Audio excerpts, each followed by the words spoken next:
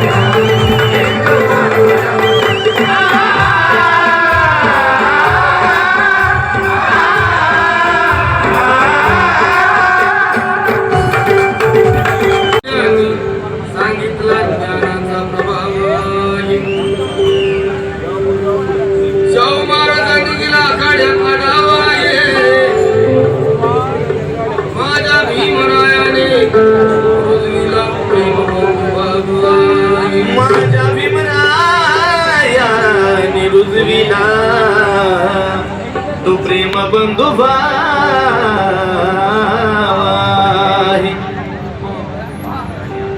या राष्ट्रद्रोही अन्याय अत्याचाराचा गैरफायदा नसता हा मर्द मराठा माणूस पेटून उठला नसता, शिवबाची तलवार रणात चमकली नसती, तर या भारतात हा महाराष्ट्र आम्हाला कदाच दिसला नसता.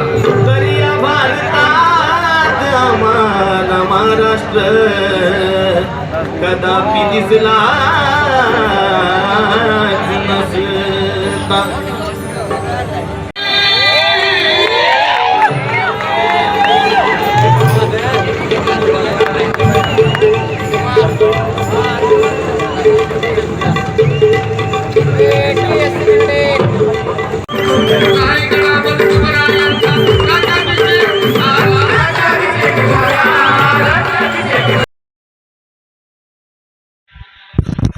अशाच घटना घडामोडी पाहण्यासाठी आजच चॅनलला लाईक व बेल आयकॉन दाबून सबस्क्राईब करा व शेअर करा.